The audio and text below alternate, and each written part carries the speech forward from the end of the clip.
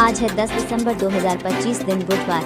आइए जानते हैं आज भारतीय बाजार की दिशा कैसी रह सकती है। कल बाजार बंद होने के बाद किन स्टॉक को लेकर बड़ी खबरें आई हैं जिन पर निवेशकों को नजर रखनी चाहिए। आज अमेरिका के मार्केट लगभग फ्लैट रहे क्योंकि हर किसी की नजर रात में आने वाले फेडरल रिजर्व के ब्याज दर फैसले पर टिकी है। डाउ जोन्स करीब 200 अंक फिसल गया जबकि S&P 500 और नैस्डैक में ज्यादा बदलाव नहीं दिखा। डाउ में बड़ी हिस्सेदारी रखने वाला JP मॉर्गन लगभग 4% गिरा क्योंकि उसके कम्युनिटी बैंकिंग हेड ने 2026 में खर्च बढ़ने और कंज्यूमर की कमजोरी का संकेत दिया। आज रात जेरोम पावेल साल का आखिरी रेट फैसला सुनाने वाले हैं और इसी के साथ उनके कार्यकाल के आखिरी कुछ फैसलों में से एक होगा क्योंकि मई 2026 में उनकी टर्म खत्म हो रही है। बाजार में लगभग 90% की संभावना पहले से ही बनी हुई है कि आज 25 बेसिस पॉइंट की कटौती होगी, लेकिन असली ध्यान इस बात पर है कि 2026 में क्या रुख रहने वाला है, खासकर जब उस साल 2 अलग फेड चीफ्स देखने को मिलेंगे। इसी बीच फाइनेंशियल टाइम्स की रिपोर्ट के मुताबिक अमेरिकी राष्ट्रपति डोनाल्ड ट्रंप और ट्रेजरी सेक्रेटरी स्कॉट बेसेंट इस हफ्ते नए फेड चेयर के लिए फाइनल राउंड इंटरव्यू कर रहे हैं। वॉल स्ट्रीट जर्नल के CEO समिट में हैसेट ने साफ कहा कि फेड के पास 25 बेसिस पॉइंट से ज्यादा की कटौती करने की भी गुंजाइश है। जब उनसे पूछा गया कि क्या वे फेड की स्वतंत्रता बनाए रखेंगे तो उन्होंने कहा कि वो वही करेंगे जो उनका फैसला कहेगा और राष्ट्रपति उन पर भरोसा करते हैं। पॉलिटिको को दिए इंटरव्यू में ट्रंप ने कहा कि तेजी से रेट घटाने की क्षमता ही उनके फेड चीफ के लिए सबसे बड़ा टेस्ट होगी। आज रात एक और बड़ा ट्रिगर ओरेकल के नतीजे होंगे जो अक्टूबर में 2001 के बाद का सबसे खराब महीना देख चुका है। स्ट्रीट को चिंता है कि कंपनी का AI विस्तार बहुत ज्यादा कर्ज लेकर किया जा रहा है। सितंबर में ओरेकल ने $18 अरब का बॉन्ड इश्यू किया था और सिटी के मुताबिक ये अभी भी बड़े पैमाने पर बॉन्ड जारी करने वाली कंपनियों में शामिल है। फेड फैसले से पहले कमोडिटी मार्केट में भी हलचल है। सिल्वर करीब $61 प्रति ऑन्स के आसपास है जबकि कॉपर रिकॉर्ड हाई से थोड़ा ठंडा हुआ है। डॉलर इंडेक्स फिर से 99 के ऊपर चला गया है और 10 ईयर US यील्ड लगभग 4.2% के पास टिका हुआ है। अब बात करते हैं इंडियन स्टॉक्स के ADR अपडेट की। इन्फोसिस ADR हल्की बढ़त के साथ 17.75 पर बंद हुआ। विप्रो ADR भी करीब 1% चढ़कर 2.86 पर रहा। ICICI बैंक ADR स्थिर रहा और 30.37 के आसपास बंद हुआ। HDFC बैंक ADR में भी मामूली बढ़त दिखी और ये 35.17 पर रहा। एक्सिस बैंक ADR में आज कोई खास बदलाव नहीं दिखा और ये पिछले स्तरों पर ही रहा। डॉक्टर रेड्डीज लैब्स ADR थोड़ा नर्म होकर 13.82 पर आ गया।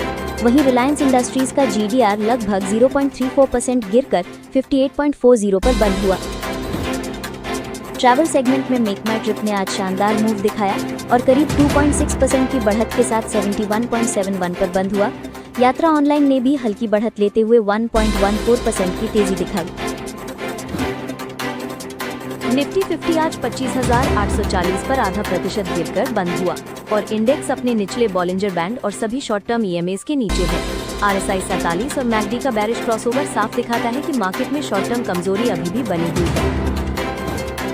निफ्टी में 25,700 सबसे अहम लेवल है क्योंकि यही 50 DMA भी है। ये टूट गया तो 25,500 तक दबाव बन सकता है जबकि 25,700 के ऊपर टिके रहने पर 26,200 की तरफ तेज खिंचाव मिल सकता है।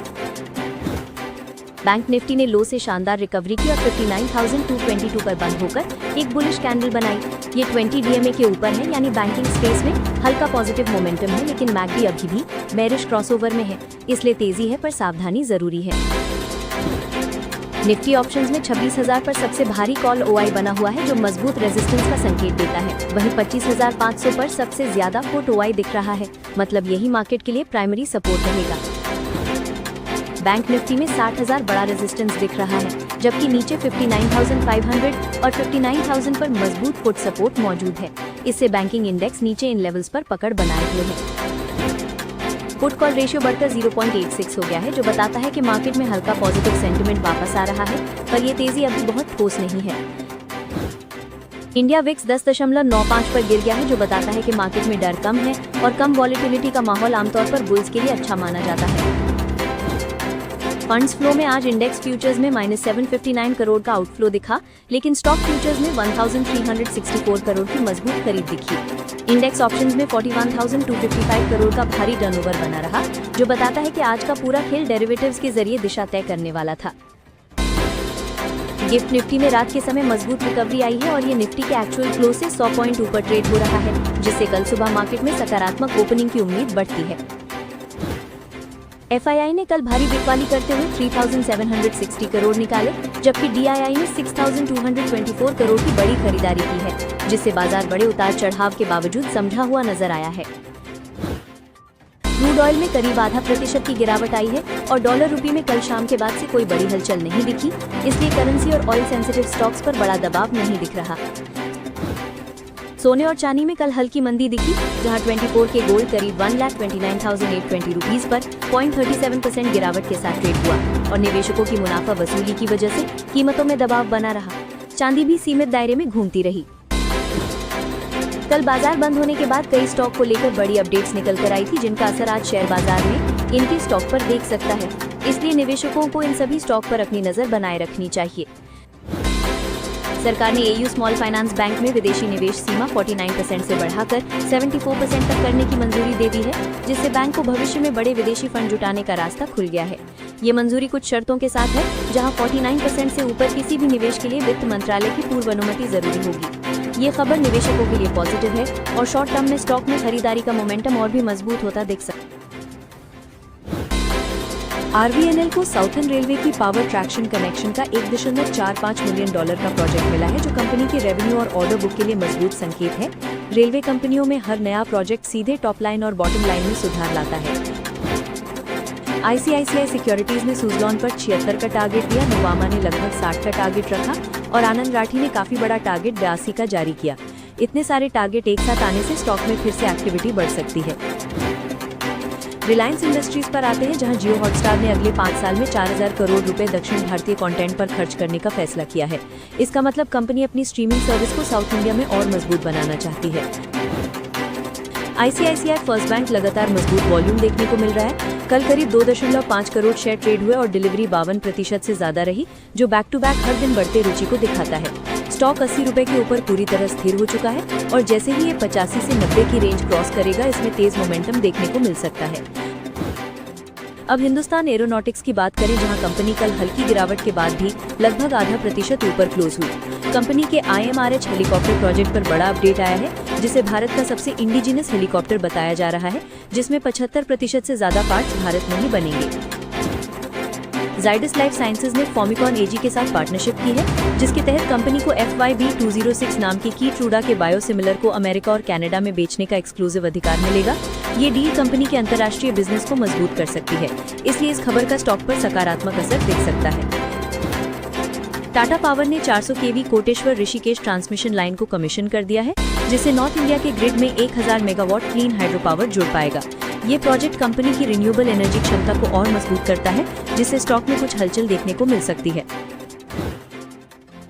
IRB इंफ्रास्ट्रक्चर और इसके इन्विटीज ने नवंबर 2025 में टोल कलेक्शन में सालाना 16% की बढ़त दर्ज की है। लगातार बढ़ता टोल रेवेन्यू कंपनी के कैश फ्लो और बिजनेस की मजबूती को दिखाता है, जिसका असर आज स्टॉक की ट्रेडिंग में दिख सकता है। स्विगी लिमिटेड ने अपना QIP लॉन्च किया है, जिसका साइज $1.1 अरब यानी करीब 10,000 करोड़ रुपए तय हुआ है।